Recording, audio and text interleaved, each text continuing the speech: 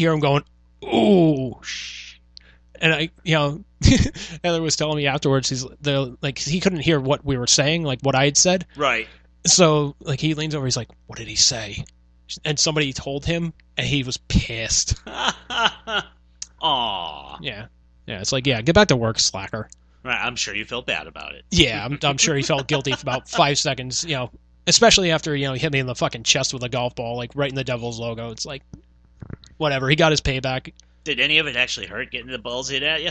No, it didn't hurt, but the only thing was, like, the helmet that they had was like a trash bin. Like one of those, like, plastic ones that you would have in, like, a bathroom or something like that. No. They had the front of it, like, just kind of, like, cut out, so you can at least see, like, a little bit of, like, at least a little bit of something, but your peripheral wasn't there. Like, so you just had this... Yeah, you just had this window that's kind of like this. And, like, they had, like, a metal grating over it to protect you in case any ball came right there. So, you'd be taunting them like, "You guys suck! What the hell?" Yeah, it's like you don't see them coming. You're just like, shit, knock the hell out of me. Must have ring your ears wearing the trash can on your head. No. No? No. Oh, you said it was plastic, though, right? Yeah, it was plastic, so. Nice. But yeah, it's, But yeah, radio just... God, radio sucks. It's like, podcasting is like the way of the future. And, like, the reason why radio is failing nowadays is because none of them just want to adapt and move on and evolve. No, they want it to be that one way. Yep. That's the way it's going to be. It's going to be their way, or it's not going to be. Yeah. And it's all generic now anyways. You go from one station to the next, they all sound the same. Yeah. And it's like, the only way you can make it like a good payday in radio is if you have a celebrity name. That's it. Yep. If you're like Ryan Seacrest, like, "Oh yeah, I was the host of, American Idol for 10 years. Hey, here's $50 million. Be a host of a radio show and be as boring as fucking possible." Yep. Sound like everyone else. Don't have an original thought to say. Yep. We'll pre-program the music for you. We'll schedule the interviews for you. All you have to do is just show up and talk. All right. But... And Seacrest, ugh. Yeah. I'm sorry, I feel just slimy here. I know, name. Creeps me out. Yeah, I just got kind of fucking douche chills. Oof. Right. Sends a change in the atmosphere. Oof. Jibbly. Anyways. But yeah, it was like the whole radio thing is just, it was fucked up, man. Yeah. And and it's funny because like when I should have done it was in the 90s when it was thriving.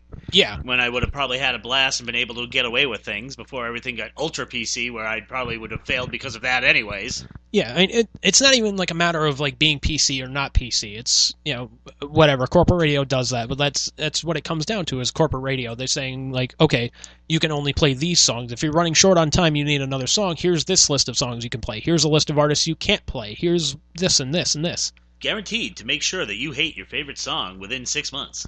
Yeah, like I remember the program director was talking to them about we're not going to play Rush on the show anymore. I'm like, fucking why? Like, isn't our demographic like men 25 to like 52 or something like that? He goes, yeah, but women turn it off. We're trying to turn our attention to getting more female audience listeners, and the studies have shown that anytime Rush comes on the radio, women turn it off. Really? I'm like, okay, so there's no chicks at a fucking Rush concert? How do they get that statistic? I'm wondering. That I don't fucking know. I don't know if they just go up to every woman. It's Rush. Click. Yeah, I don't know if like they go up to every woman in Boston. And it's like, so what do you think of Rush? They're garbage. They're trash. I tell you, they're trash. Yeah, they're garbage. Let me drink my Dunkin'. Get the Dunkin', some donuts. Oh God, Rush is on the radio. Let's go to the jamming station instead. Yeah. How dare they play Rush? Play some more Lynyrd Skynyrd.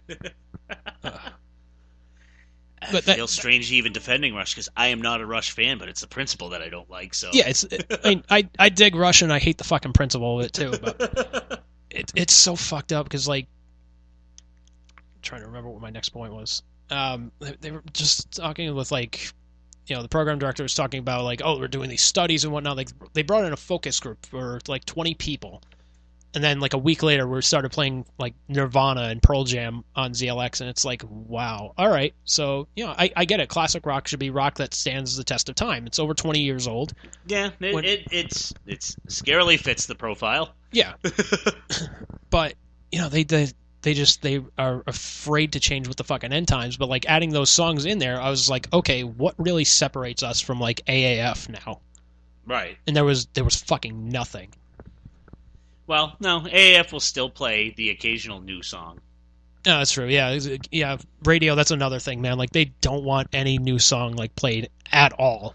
Well, it kills me, too, with radio, is like an artist that had a song on their station when they put out their third or fourth album, which may be a great album. You'll never know because the station won't play anything off it. No, they're gonna play the familiar hits. That's it. Like, oh, too bad. You want to hear, this song from Aerosmith? You want to play like the music do the talking? Tough shit. Yeah. We're gonna play Dream On for the 5 billionth time. Exactly. And like then you have people getting pissed off, like calling, why don't you guys play anything new? What the fuck? Play this song. This is an awesome song. And it's like, hold on, let me give you the program director's extension. Yeah. One moment. Yeah, let me transfer you right over there. Leave them a voicemail. Yeah, but their focus group won't agree with that, so it doesn't matter anyways. Yeah. Like the other thing that made me laugh so hard were like the prize pigs that would call in. Like for those that don't know, the prize pig is somebody that calls into a radio station all the time and like tries to win as many fucking prizes that they can. Prize pig. I think they have that term for that at the gas station that I work at too, at the truck stop. But that's a different story, anyways. Yeah. Hey, I don't want to hear about your love life when you started working there. So. Oh wait, that's Lot Lizard. Anyways. Lot Lizard. Okay. Send him my number. I'm not picky. But yeah, like prize pigs would call in all the fucking time, and there would be people, oh, I've never won anything before in your life. Oh, really, John? Well, you remember those tickets to Rockin' Brews that you won last week? Well, yeah. Well, I guess that means you can't win these tickets, unfortunately, because you got to wait like 30 days from when you win. Which makes sense. Yeah. So there was a guy that called in. We were giving away Aerosmith tickets. It was like the very last giveaway of that morning. This guy calls up. He's like, "Yeah, I'm going to see Aerosmith. This is great." And, Kenny Young, who was subbing for the morning show at the time. Okay. Cool dude. Still chat with him. He's like, "All right, let's put you on hold. We'll grab your information. We'll get everything sorted out here." All right, awesome. I bring him up. I put his name into the system and said, "Hey, did you win these tickets like a week ago?" He's like, "It wasn't even a week ago. It was like 2 days ago. Literally 2 days before that."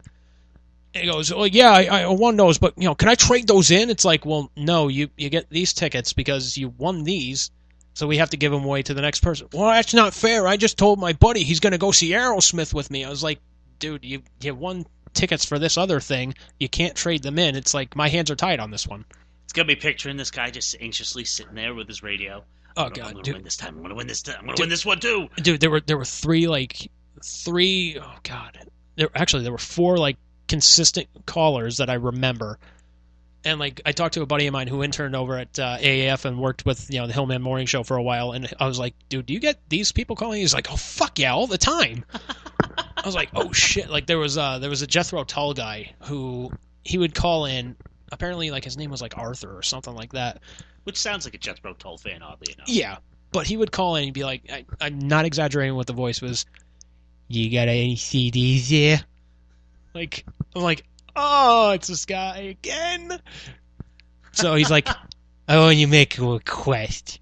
And what would he requesting? Yeah, I want to hear a request. I want you to play Jethro Tull live at Madison Square Garden, 1975. The whole first side of the album, okay? It's Ian Anderson's birthday, and I heard that 5 times in a fucking week. And I was just like, dude, Ian Anderson's birthday isn't until November. It was June. He's like, besides, it can't be his birthday each day of the week. Yeah, and I called him out on that. He's like, oh my god, I can't believe I made that mistake on the air. Oh, was he embarrassed? He was quite embarrassed. Oh, it sucks. Yeah, sounded like a weird Homestar Runner thing. You gonna send this strong bag? Gonna send the CDs? That was the thing. He was always asking about what CDs he should we would send him. He's like, did you send the CDs? And we even asked him what CDs? Send the CDs, okay? I'm waiting for them. Yeah, finally, Kenny at one point was just like, what are you gonna do if we don't send the CDs?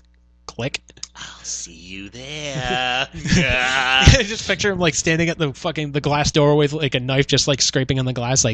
I came for the CDs. I'm picturing him him at home, kind of like Steve Buscemi and Billy Madison. Yep. And put the lipstick. Was that Happy? No, that was Billy Madison. That was Billy Madison. Yeah. Yep, smearing the lipstick on, cross on the list or adding you. Yeah, just CLX. TD, no TD, TD. Yeah. You just made the list of Arthur, you stupid idiot. Maybe that's where Jericho got the idea. Maybe.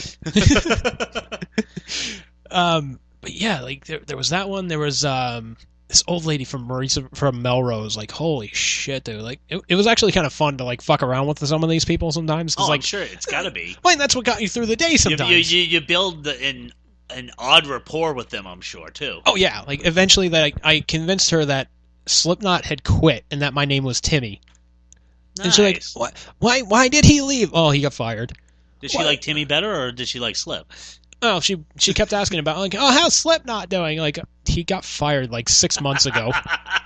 So, but you sound a lot like him.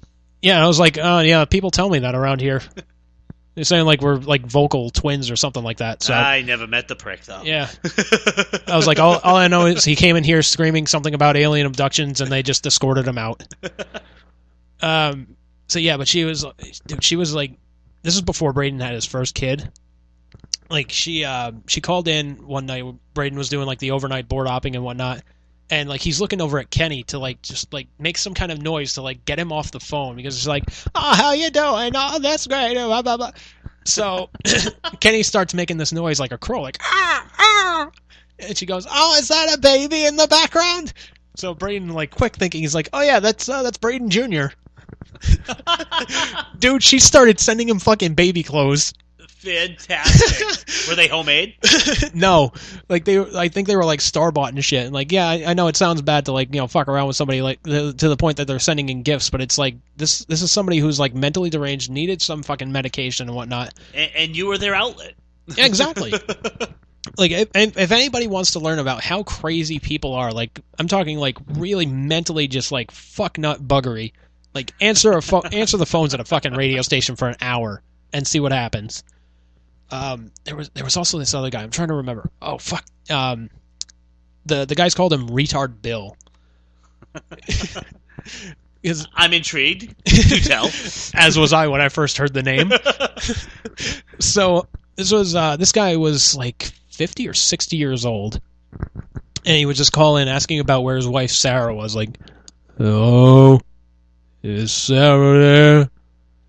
Me answering the phones, I'm like, who the fuck is Sarah? He's like, Sarah, my wife. Is she there? I'm like, no, there's nobody named Sarah here. Don't fuck with me. I know Sarah's there. It's like, all right, game on, man. Like, now the gloves are off. Like, you start cursing at me? All right, let's fire back here.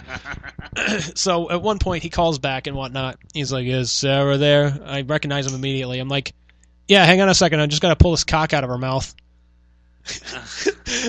Tell me he lost it. Please dude, tell me he did. No, dude, he kept going with it. He's like,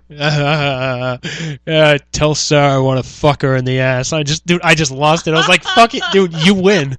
Like, you've got the voice. I'm like, fuck it, you win. Wow. Sarah, I just can't get enough of you.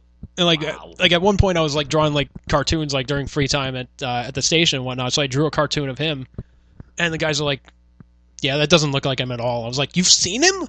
Like, mm-hmm. Like What's he go to like live events? Yeah, he would go to live events. Stuff? Like they did this Memorial Day breakfast for like veterans and whatnot. And all of a sudden, like, I'm in the other room like recording some stuff and whatnot, getting some other shit like taken care of. And the guy who was running the board, I think his name was Mark. He comes over to the room. He's like, "Hey, Braden wants to talk to you." I was like, "Hey, what's going on, man?" He's like, "Dude, are you watching the Fat Cam right now?" I was like, "No, what's going on?" He's like, "Dude, put on the fucking Fat Cam right now. You see the guy in the green jacket?" I was like, "Yeah, what about him?" He's like, "Dude, that's Retard Bill." This guy was like 6'10", like tall motherfucker, gray hair. Of course he was. I was like, okay, so I should go back and redraw that cartoon. He's like, yeah, probably. All right, fair enough. Probably had super strength too. Probably. So, but yeah, there were callers like that all the fucking time. So getting out of radio, like that was one of the best things and one of the worst things that happened. Now, it was like, it was kind of embarrassing, like being escorted out of a fucking building, and you're just like, you're told like, hey, your career's over, kid. Sorry, kid. It was nice to kind of see you. No, Hey,